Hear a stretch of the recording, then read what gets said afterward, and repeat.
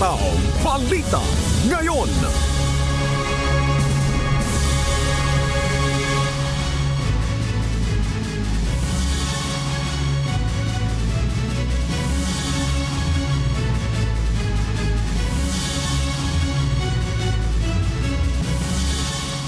Magandang umaga, Luzon, Visayas, Mindanao at buong mundo. Oras natin sa buong kapuluan, eksakto, alas 5 ng umaga, Philippine Standard Time. Ako po si Annie Rentoy. Ngayon po ay araw ng Biyernes, ika-4 sa buwan ng Abril, taong 2025. Tayo po ay sabayang napapakinggan sa Radyo La Verdad 1350 at UNTV Radio. At syempre, makakasama rin natin ngayong umaga ang ating global correspondent mula sa Dubai, UAE, Bert Cirudo. Para ihatid naman sa atin ang mga balita mula sa iba't ibang panig ng mundo. Magandang umaga sa iyo, Bert.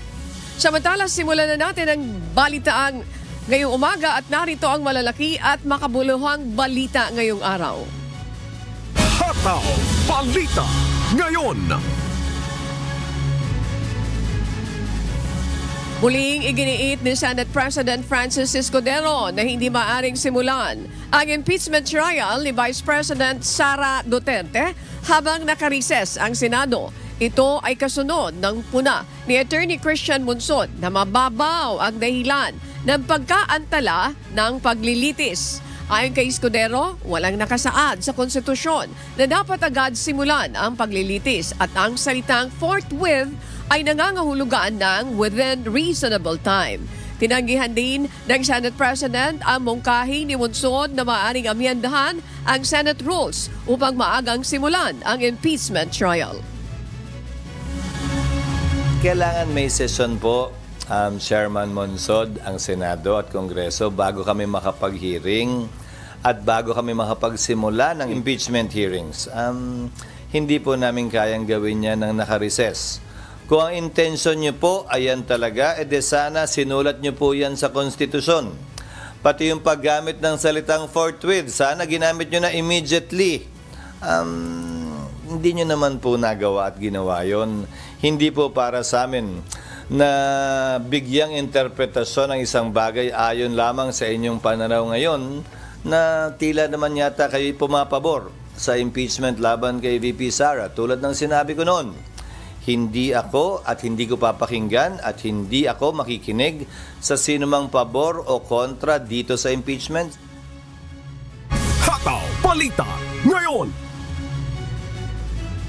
Iginiit naman ng Malacanang na hindi labag sa konstitusyon ang hindi pagdalo ng ilang opisyal ng pamahalaan sa pagdinig ng Senado kaugnay sa isyu ng pag-aresto kay dating Pangulong Rodrigo Duterte.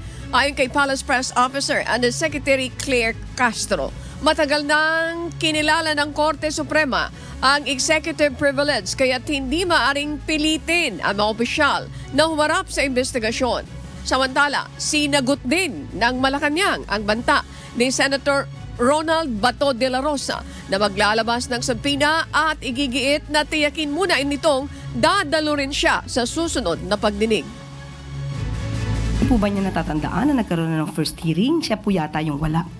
That was an opportunity para sa kanya para magtanong. So wag niyo pong sisihin kung ngayon po ay hindi umaten ang mga cabinet officials natin sa pangalawang hearing po. Hataw Balita ngayon. Natapos na kahapon ng Korte Suprema ang pagdinig sa mga petisyong tumututol sa paglilipat ng pondo ng PhilHealth. Binigyan ng isang buwan ang magkabilang panig upang magsumiti ng kanilang memorandum bago ilabas ang desisyon ng hukuman. Samantala, inaasahang magsisimula naman sa susunod na buwan ang oral arguments kaugnay sa mga petisyon laban sa General Appropriations Act of 2025. Hataw Balita ngayon. Plano ni Senator Ronald Bato de la Rosa na bumisita kay dating Pangulong Rodrigo Duterte sa Netherlands bago o pagkatapos ng May 2025 elections. Ayon kay De La Rosa, susubukan niyang mag-apply ng visa at kung papayagan ay dadalawin niya ang dating Pangulo sa detention facility ng ICC. Sinabi rin niya, hindi siya nababahala sa posibilidad ng pag-aresto sa kanya at handa siyang mag-disguise kung kinakailangan. Hataw Balita ngayon. Walang opisyal na kaso isinampa laban sa 17 overseas Filipino workers sa Qatar na sangkot umano sa isang protesta. Gayunpaman, sa bisa ng provisional release na ibinigay ng Qatar government, hindi pa maaring umalis ng bansa ang mga ito habang nagpapatuloy ang investigasyon. Nagpapaalala naman si Migrant Worker Secretary Hans Leo Kakdak na sumunod sa batas ng host countries upang maiwasan ang ganitong sitwasyon. I need to always put in that reminder to our kababayans to please observe host country laws and regulations. Dito yung nangyari sa Qatar, humantong sa arrests. But when it comes to mass actions and assemblies, they are regulated in their respective host countries. And in some countries, maaring walang arrest na nangyari. But we know there are other countries that have taken note of mass actions and have been monitoring the movements, the behavior of our Filipino communities abroad. So ang mensahe ay mag-ingat lang po, siguraduhin sundin ang batas, ang mga regulasyon ng host countries. Hataw Balita ngayon. Ngayong papalapit na ang 2025 national and local elections sa Mayo, lumalabas sa tugon ng masa survey ng Okta Research na 66% ng mga rehistradong botante ang naniniwala na magiging malawakan ang vote buying habang 34% lang ang nagsabing hindi. Dahil dito, muling nanawagan ang COMELEC sa publiko na mag-report na mga insidente ng vote buying upang mabigyan ng aksyon at mapanagot ang mga lumalabag sa batas. Hataw Balita ngayon. Sa isang joint circular na ngakong magtutulungan ng Department of Education at Department of Budget and Management para sa pagtatayo ng hindi bababa sa 325 Child Development Centers o CDC sa buong bansa. Layunin nito na mapalakas ang early childhood education sa Pilipinas. Ayon kay Pangulong Ferdinand Marcos Jr., ang mga CDC ay magiging sentro ng pag-aaral at paglalaro ng mga bata, kaya mahalaga na may sapat na suporta ang mga lokal na pamahalaan para sa pagpapatupad ng proyekto.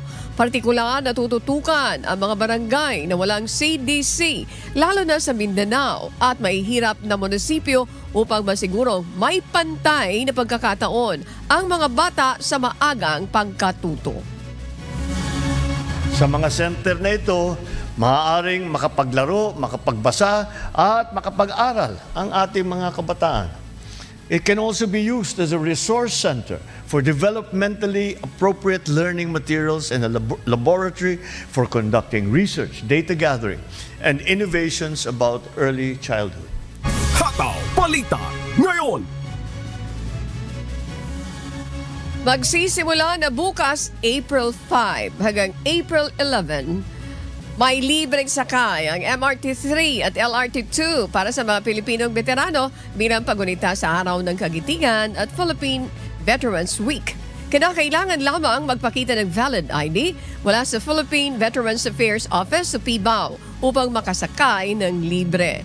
Ang alok na libreng sakay ay extended hanggang sa isang companion o kasamang pasahero ng veterano. Bukod sa Filipino veterans, mag-aalok din ng libreng sakay ang Light Rail Transit Authority sa lahat ng pasahero sa April 9. Magsisimula ito ng alas 7 ng umaga hanggang alas 9 ng umaga at alas 5 ng hapon hanggang alas 7 ng gabi bilang bahagi ng selebrasyon. Hataw Balita ngayon. Lumagda na ng kasunduan ng Department of Agriculture at Philippine Postal Corporation of PhilPosts upang makapagtayo ng kadiwa pop-up store sa mga post office sa buong bansa. Ngayong taon, 61 PhilPost offices ang magbubukas ng Kadiwa stores upang maghatid ng murang produkto sa mga mamamayan lalo na sa Metro Manila, Northern Luzon, Visayas at Sulu Sea.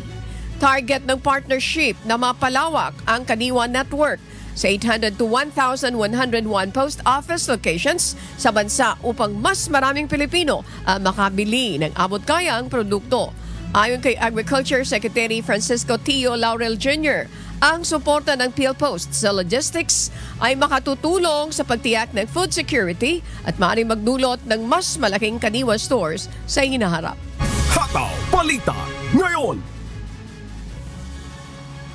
Higit 40,000 mga pulis ang ipadadala ng PNP sa buong bansa bilang bahagi ng O-Plan Ligtas Sumvac 2025. Ito ay upang siguruhin ang kapayapaan at seguridad ng mga biyahero sa darating na long weekend. Magpapatupad ng mas maigpit na checkpoints, mobile patrols at pag-inspeksyon sa mga terminal, paliparan, daungan at mga pampublikong lugar.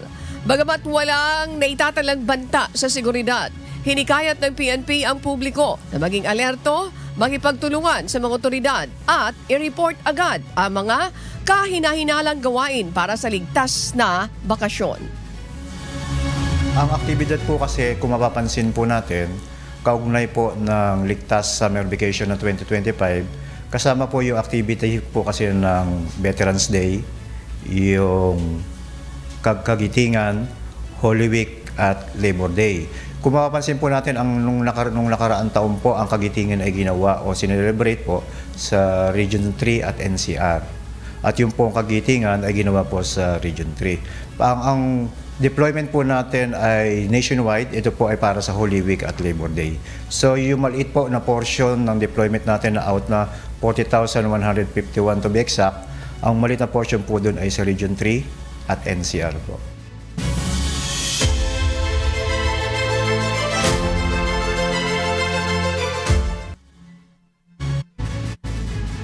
Kasama na ang Pilipinas sa mga bansang apektado ng reciprocal tariff policy ng US President o ni US President Donald Trump.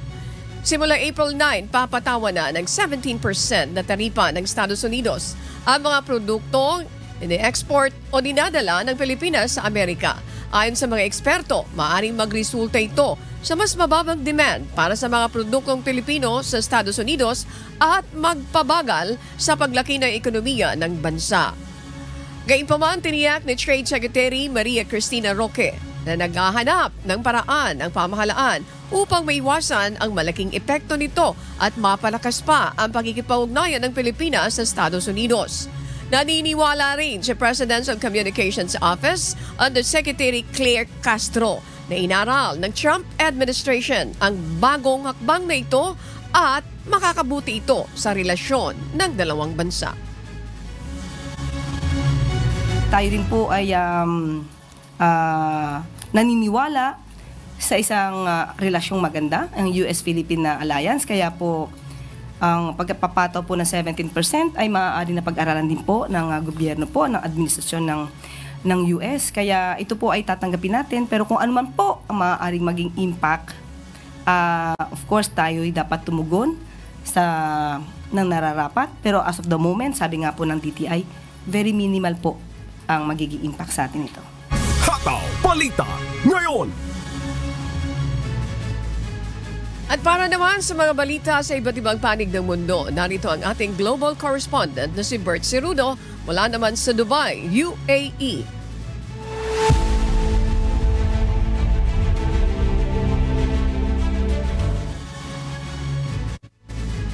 Inanunsyo ng US President Donald Trump sa isang pagtitipon sa Rose Garden ng White House ang mga ipatutupad na bagong taripa.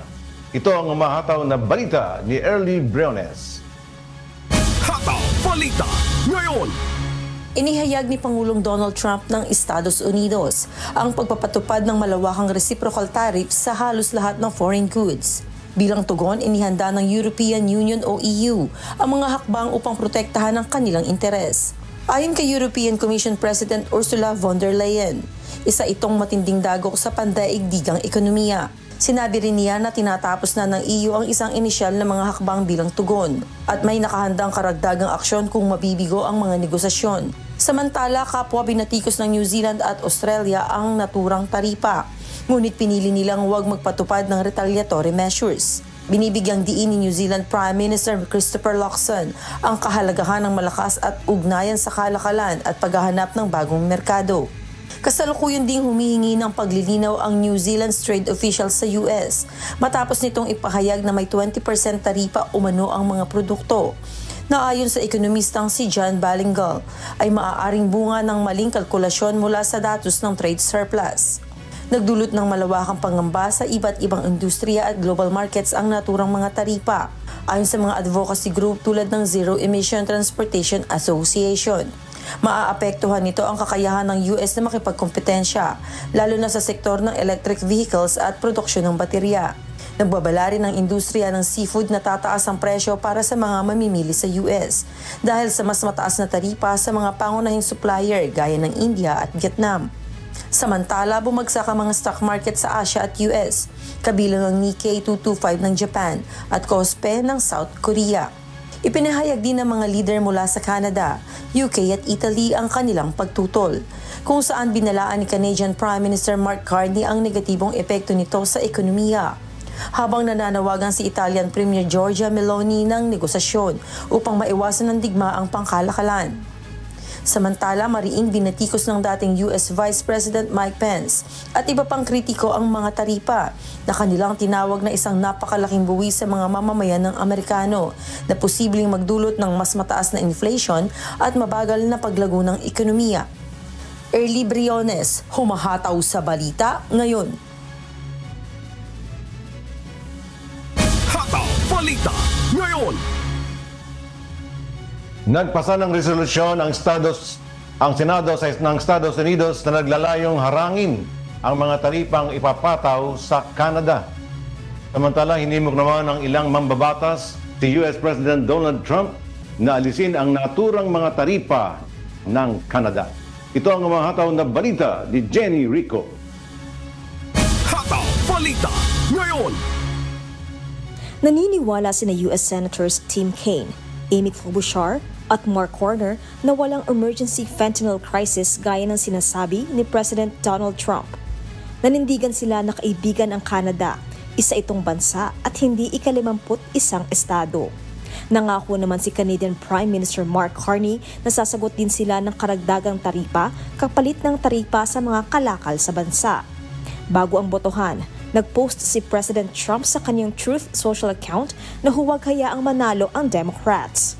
Kailangan din umanong matapos ang trabaho at mapanatili ang national emergency. Naaprubahan naman ng Senado sa botong 51-48 ang pagpigil sa taripa ng Canada. 4 sa Republican ang sumali sa Democrats. Dahil dito, mapipigilan ang paggamit ng presidente ng National Emergencies Act sa pagpataw ng taripa. Una nang nakatanggap ng taripa ang Canada at Mexico batay sa ibang polisiya ukol sa aluminum at steel noong Pebrero. Madadagdagan naman ang taripa sa mga sasakyan ngayong araw. Jenny Rico, humahataw sa balita ngayon.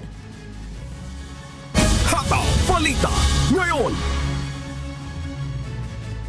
Sinampahan na ng kaso sa isang federal court sa Brooklyn, New York, ang puganteng si Jose Adolfo Macias Villamar, leader ng isang Ecuadorian gang.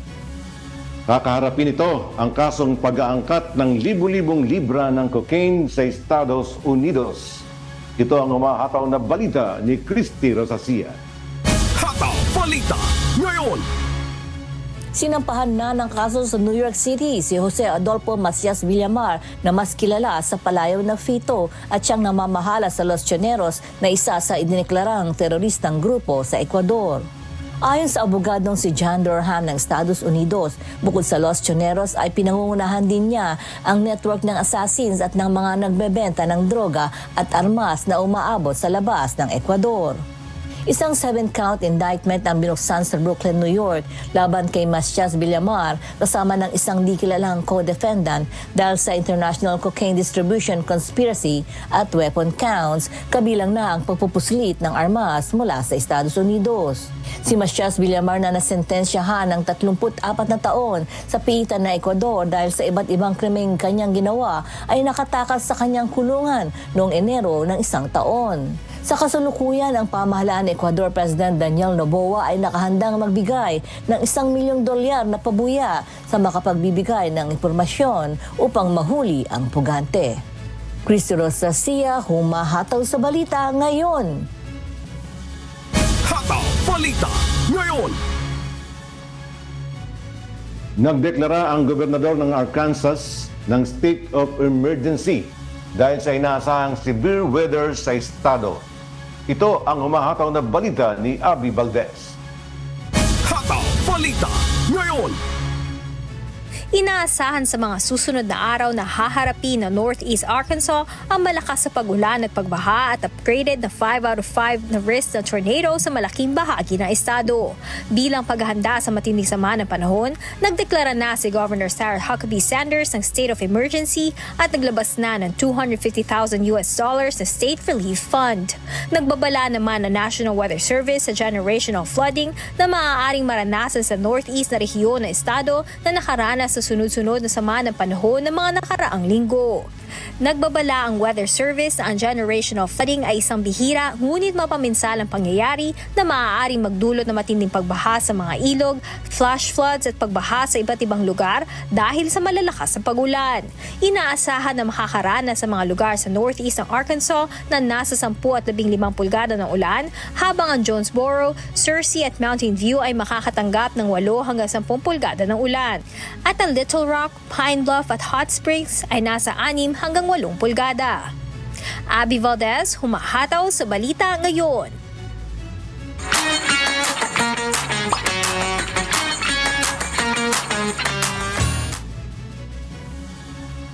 Maghahandog ng workshop para sa mga kababayan nating senior citizen ang Embahada ng Pilipinas sa Spain. Samantala, magsasagawa naman ng seminar ang Philippine Embassy at MWO sa Washington, D.C. hinggil sa human trafficking. Ito ang umahataw na balita ni Lynn Perez. Hataw Balita Ngayon. What's up, kabayan? Inaanyayahan ng ating mga kababayan sa Thessaloniki, Greece sa isang town hall meeting kung saan pag-uusapan ng online overseas voting para sa 2025 national elections. Gaganapin ito sa April 5 alas 4 hanggang alas 8 ng gabi at sa April 6 alas 10 ng umaga hanggang alas 4 ng hapon sa Holiday Inn. Ang mga registered voters ay pinapayuhang magdala ng government ID gaya ng passport, Seaman's Book, PhilSYS ID, driver's license at iba pa. Samantala, magsasagawa naman ng seminar ang Philippine Embassy at MWO sa Spain para sa mga kababayan nating senior citizens. Ito ay may temang Digital Empowerment for Senior Citizens, kung saan pag-uusapan dito ang basic digital literacy at online tools para sa mga OFWs na senior citizens. Gaganapin ito sa April 6 alas 10 hanggang alauna ng hapon sa K Familia Restaurant, Calle de Ciutat 2, Madrid. Naglabas naman ng public holiday notice ang Philippine Consulate sa Toronto, Canada. Sarado ang kanilang tanggapan sa April 9, 17, 18 at 21 bilang pagdiriwang ng Philippine at Canadian holidays. Maaari namang tumawag sa emergency number ng konsulado sa 1-416-346-3268 kung may mga urgent concerns. Iniimbitahan naman ang mga kababayan natin na dumalo sa webinar series na Understanding Human Trafficking. Isasagawa ang ikatlong parte nito sa May 9 alas 7 ng gabi via Zoom. Ang ikatlong serye ay may temang What to Expect, Contacting the National Trafficking Hotline. Sa mga interesadong dumalo, mag-register lamang sa tinyurl.com/humantrafficking10session3 or scan ang QR code na matatagpuan sa official Facebook page ng OWA Washington DC sa facebook.com/OWA Washington DC, USA. Lynn Perez, sumahataw sa Balita Ngayon. Hataw Balita Ngayon. At yan po ang mga balita mula sa iba't ibang panig ng mundo. Mula rito sa Dubai, United Arab Emirates, ako si Bert Cerudo. Magandang araw. Makakapanayam natin ngayong araw si Ginoong Jose June Villaret Jr. ang Vice President for Corporate Affairs Group ng PDIC upang pag-usapan ang pagtaas ng deposit insurance. Magandang umaga po sa inyo, Mr. June. Thank you for joining us this morning po. Magandang umaga din sa iyo, Miss Annie. Magandang umaga sa lahat po ng mga nanonood nakikinig sa inyo. Okay. Una pag-usapan natin mga kasambahay, bakit mahalaga itong ating topic ngayong umaga. Pero bago yan, ano nga muna po ang role ng PDIC? Ano ba itong PDIC? Ang PDIC po ay isang ahensya ng pamahalaan nang layunin po ay magbigay ng proteksyon sa mga depositor sa Pilipinas. So kung kayo po ay may deposito sa isang bangko sa Pilipinas, yung kapakanan po ninyo ang isasalang-alang at pinagsiserbisyuhan ng PDIC. Ayan. Ang mga depositor ang inaalagaan, pinoprotektahan. O sige, puntahan natin. Ano ba yung deposit insurance? Ano po? Paano mapoprotektahan natin yung mga depositor? Gaano kalaki ang halaga ng deposit na napoprotektahan ayon dito sa mga pinapairal ng PDIC? Sir June, again, go ahead po. Para maipaliwanag nyo yan. Nung marinig nila, ano ba yung sinasabi na mapoprotektahan yung deposit ko? May problema po ba? Sige po, go ahead. And thank you. Okay. Alam po natin siguro na kahit basang bahagi ng mundo, ang mga pagsasara ng bangko o mga failure ng mga financial institutions ay nangyayari. At dahil po dito, ang pamahalaan po natin ay nagtatag ng isang financial safety net. Ito po yung proteksyon sa mga depositor ng mga nagsarang bangko. Ang PDIC po ay nagtatakda ng maximum deposit insurance coverage. At ibig pong sabihin nito, meron pong takdang halaga, yung pinakamataas na halaga na kayang proteksyonan ng ating pamahalaan.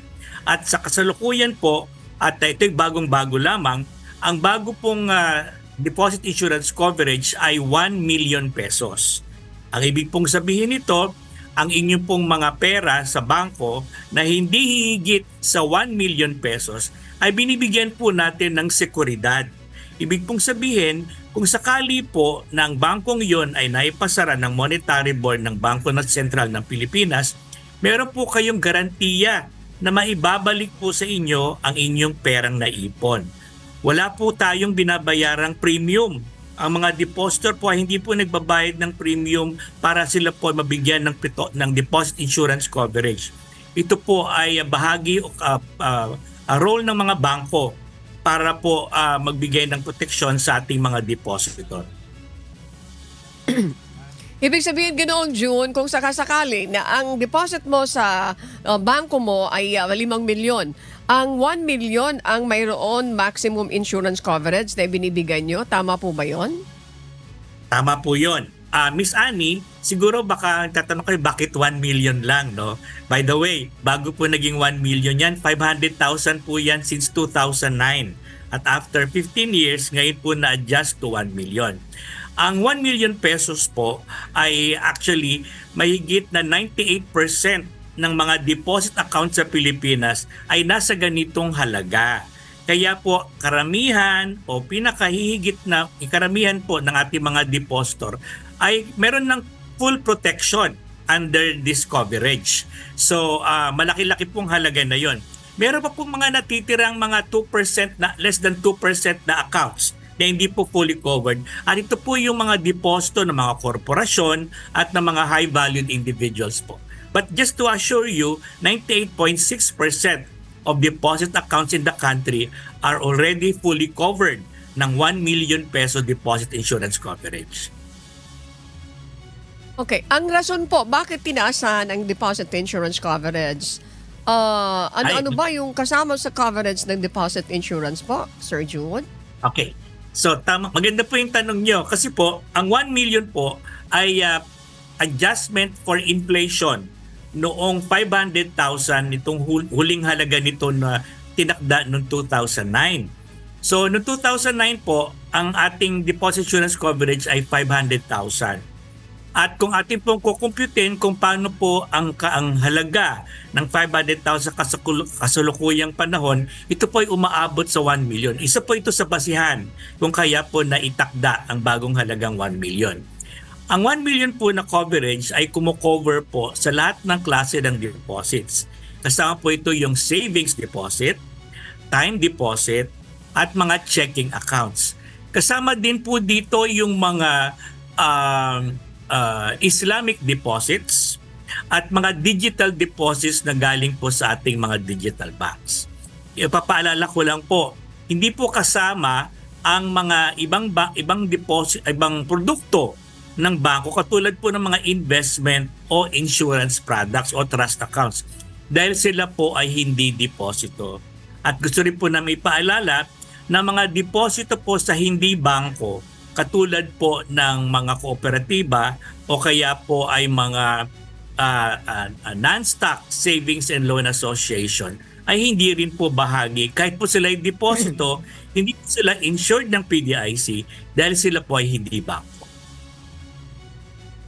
Okay, so big sabihin, lahat ng bangko covered ng deposit insurance po na ito, Sir June. Tama po yun. Rural banks, thrift banks, commercial banks, at kahit po digital banks. At kahit po foreign bank, yung mga branches po sa Pilipinas ay covered po ng PDIC.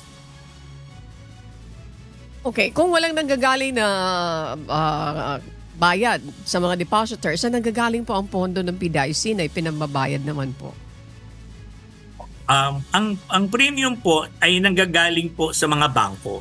Ang mga bangko po ay mayroong karampatang premium na kinocompute po na siya pong kanilang ipinambabayad sa PDIC at siya pong bubuo ng deposit insurance fund. Namin pong ginagamit para po sa pagbabayad ng mga nagsarang bangko ng Bangko Sentral ng Pilipinas. Paano po nakiklaim o makiklaim ng mga depositor ng isang nagsarang bangko ang kanilang deposit insurance po? Okay, ito po ay ayaw nating problema sa ating mga depositor. Pero kung kayo po, kang inyo pong bangko ay maideklarang sarado ng Bangko Sentral ng Pilipinas, mangyari po makipag-alam kaagad sa amin o kaya po sa bangkong nagsara dahil more likely po ang aming pong mga tao ay nasa bangkong yon. Ang importante po ay updated ang inyong mga records sa bangko. Halimbawa po ang inyong pong address, ang inyong pong pangalan. Meron pong pagkakataon kami binibigay sa mga depositor ng mga nagsarang bangko na i-update po nila ang kanilang records, lalo na po ang address at kanilang buong pangalan. Bakit importante ito? Alam po ninyo kung inyong pong pera ay hindi po hihigit sa 500,000 pesos, ito po ay amin pong binabayad na diretso sa kanila sa pamamagitan po ng cheque. Wala na po kayong kailangang i-file na claim. Amin pong ipinapadala kaagad ang cheque sa inyong address. Kaya po kung mali po ang address o hindi po meron pong hindi po updated yung address na record nyo sa bangko, baka hindi po makarating sa inyo yung cheque aming papadala. Ganon din po yung pangalan. Kuminsan po, yung mga spelling po, Miss Annie, kuminsan nagkakaproblema tayo. So, it's important, number one, para paghahanda, inyo pong record, pangalan, address ay tama po sa bangko. Pangalawa po, sa mga may depositong higit sa 500,000, kami po ay nagpapafile ng claim. Ito po ay pinapaliwanag po namin sa isang forum na pinapatawag din po ng PDIC sa mga nagsarang bangko. In a week or two, kami po ay nagpapatawag ng assembly ng lahat ng mga depositors at borrowers na nagsarang bangko at ipinapaliwanag po namin yung mga paraan. Bilang paghahanda, importante po na meron kayong mga, aside from the correct records in the bank, meron po kayong evidence ng inyong deposit. Kung meron po kayong statement of account o kaya po ay passbook na updated, ito po ay mahalaga para po kung kayo po ay magkiklaim, lalo na po sa mga may deposito na higit 500,000 pesos, importante po na meron kayong may pakitang ebidensya. Ganon din po, meron po tayong mga identification cards mga ID po, lalo na po yung inisyu ng gobyerno na meron po kayong litrato at meron po kayong pirma. Again po, ito po ay mga paghahanda para po pag nagtawag na po kami sa takdang panahon na kayo po ay babayaran na at ito po ipapakita ninyo, mabilis na lamang po ang pagbabayad. Okay. Sir John, quickly, ano yung in the banking industry ng Pilipinas, ano yung nagiging reason bakit nagsasara? And then what are the red flags? Para at least baka yung isang depositor, ito lang yung pera ko na iipunin. 500,000, 1 million, naka 5 million na ako sa bangko. Halimbawa, yung pala, yung malapit na magsara. What are the red flags? And then, ano yung reason bakit nagsasara? At kung nagkakaroon ng problema, of course, hindi lang yung 1 million or 500,000 ang gusto mong ma-withdraw. Gusto ko mo ma-withdraw yung 5 milyon. And gaano katagal bago nare-resolve yan? Kawawa naman yung naiipit yung pera niya na nandiyan dyan sa bangko. Please go ahead, Sir June. Thank you. Okay. Yung pong ang batas po ay nagtatakda ng mga basihan kung bakit dapat isara ang bangko. Una po, nalulugi. Hindi na po talaga ito kumikita. At ang patuloy na operasyon nito ay lalong magbibigay pa ng pahirap sa mga depositor. Ganon din po yung hindi na po, wala na pong makayanang, ang kanila pong mga ari-arian ay higit nakakaunti na kaysa kanyang mga liabilities, no? Parang ang assets ay masyado nang maliit para ipamgamit sa pambayad sa kanyang mga pagkakautang. So yun din po isa pong dahilan. Miss Annie, isa pong bago ay mga fraud. Kung ang bangko po ay na involved sa mga bagay na may violation sa ating mga rules, lalo na po yung pag-commit ng mga anomalya, ito rin po ay nagiging dahilan kung bakit po sila pinapasara. Kaya po importante na tayo pong mga depositor ng bangko, tayo po ay nagmamatsyag, tumitingin, nag-aabang sa namang balita tungkol sa ating bangko. Kung meron pong balita ng bangko natin ay hindi magandang ginagawa, halimbawa po ay na-involved sa mga money laundering o kaya po ay na-involved sa mga bagay na pwedeng ikabagsak o ikalugi ng bangko, ito po ay mga bagay na dapat nating bantayan. Siguro po higit itong importante sa mga may deposito na higit pa sa 1 million dahil po ibig sabihin nito sila po yung merong stake na hindi na po baka hindi po nila makuha. Now going to that question, kung sakali po na ang atin pong deposito ay higit sa 1 million, halimbawa po 5 million katulad ng sabi ninyo, ang 1 million po ay maibabalik po kagad ng PDIC. Yung 4 million po natin, ito po ay magiging subject ng liquidation ng bangko. Ano pong ibig kong sabihin? Ang PDIC po ay siya ring liquidator ng mga bangko. Ang PDIC po, pag ang bangko po ay pinasara, pagkatapos po namin magbayad ng mga insured deposits sa nagsarang bangko, kami po ang namamahala sa mga ari-arian at mga pinagkakautangan na nagsaradong bangko. Kami na po, ang gagawin po kasi namin dito, amin pong ibibenta ang mga ari-arian at kami pong kokolektahin ang mga naiwan pang pautang upang makailikom ng halaga para po magamit sa pambayad sa pinagkakautangan ng bangko, kasama po yung uninsured deposits katulad po ng 4 million. Now, how long would this happen? Ang batas po ay nagtatakda sa amin, hindi po batas, ang mga regulasyon po ay nagtatakda po sa amin ng 5 taon at meron pang karagdagang 2 taong palugit, almost 7 years, to liquidate the bank. Ganun po katagal, Miss Annie, kasi po kami po ay pupunta pa sa korte. Papa-approve pa po namin na ito po ang nakolekta namin sa nagsarang bangko. Ibig pong sabihin, ito po ang total na liquidation funds na ito pong gagamitin namin pambayad sa listahan ng mga pinagkakautangan ng bangko. Pila po yan. At kami po pupunta sa korte pa para pa ipa-approve bago po natin to implement. So that process po will take 5 to 7 years. Ayan. Sir June, maraming salamat for finding time with us this morning. Si Sir June Villaret Jr., ang Vice President for Corporate Affairs Group ng PDIC. Again, good morning. Thank you and keep safe. Good morning po.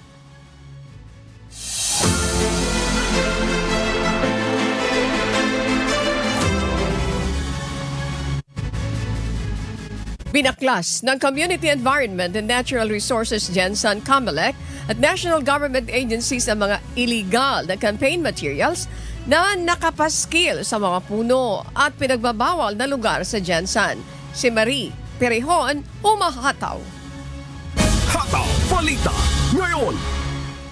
Nagsagawa ng sabay-sabay na Operasyon Baklas ang Community Environment and Natural Resources o Senro Jensen, Commission on Election o COMELEC at National Government Agencies o NJA sa National Highway ng mga barangay Katanggawan, Mabuhay, Bula, Lagaw at Diversion Road sa General Santos City, Kamakalawa. Ang operasyon ay nakasentro sa pagtanggal ng mga election campaign material na iligal na nakapaskil lalo na sa mga puno at mga pinagbabawal na lugar. Nagpaalala naman ang Senro Jensen sa kahalagahan ng pagproprotekta sa kapaligiran ngayong eleksyon.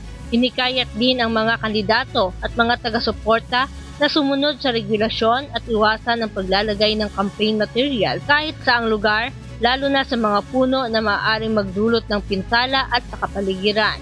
Ang mga nakuhang campaign materials ay turned over na sa COMELEC Jensen para sa tamang disposisyon ng mga ito. Marie Perejón, humahataw sa balita ngayon. Hataw Balita ngayon. Magpapakalat ang Nueva Ecija Police Provincial Office o NEPO na 800 police personnel. Layunin na hakbang na matiyak ang kaligtasan ng mga motorista, pasahero at mga bakasyonista na uuwi sa panahon ng summer vacation sa lalawigan. Si Danny Monar, humahataw. Hataw Balita ngayon. Inaasahan ang pagdagsa ng mga bakasyonista na uuwi sa Nueva Ecija simula April 1 hanggang April 21. Ayon sa Nueva Ecija Police Provincial Office o NEPO, bilang paghahanda ay magdi-deploy sila ng 800 police personnel para mag-asiste sa mga biyahero. Ang bawat mga resort po natin, especially in Gabaldon and Laor, nandiyan po karamihan at sa Minalongo po sa Gafan, ay nagtalaga na po kami ng mga personnel. Especially ang highway ay binabantayan din po natin.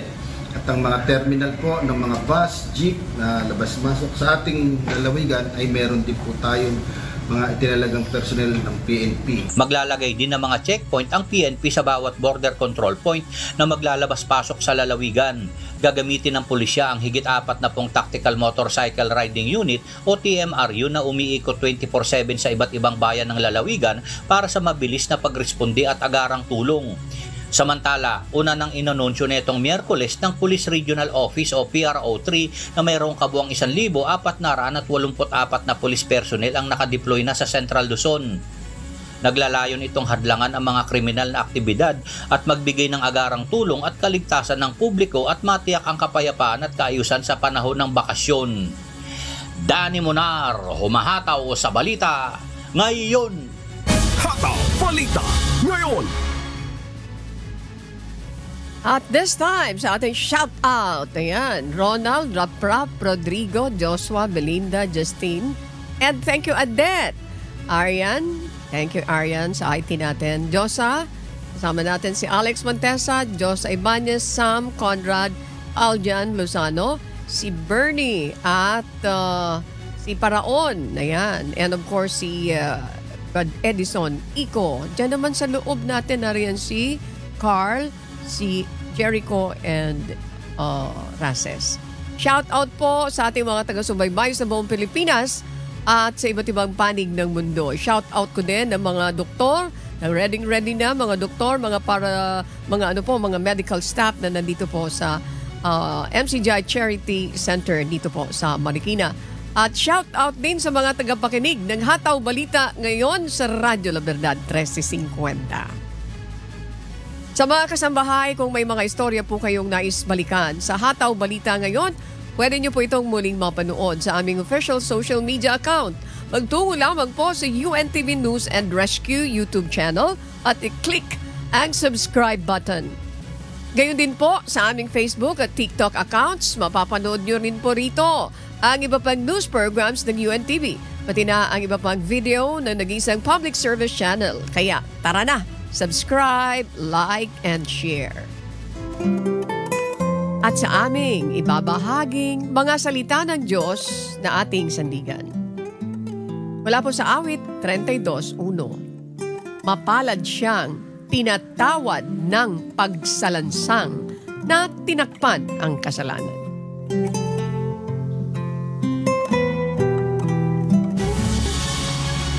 Good morning din kay Grace at Jaja. Ayan. Yan po ang umahataw na balita ngayong umaga ng Biyernes, ika-4 sa buwan ng Abril 2025. Sa ngalan ng lahat na bumubuo ng UNTV News and Rescue, UNTV, Radyo La Verdad, 1350. At ang ating mga correspondent mula sa Pilipinas at sa iba't ibang panig ng mundo. Pangalan po ni Amigo Sherwin, ako po si Annie Rentoy at dito sa UNTV at UNTV, Radyo La Verdad, 1350, Diyos ang aming sandigan, serbisyo publiko ang aming pinahalagahan. Susunod na po ang Good Morning Kuya. Salamat po sa Diyos at magandang umaga.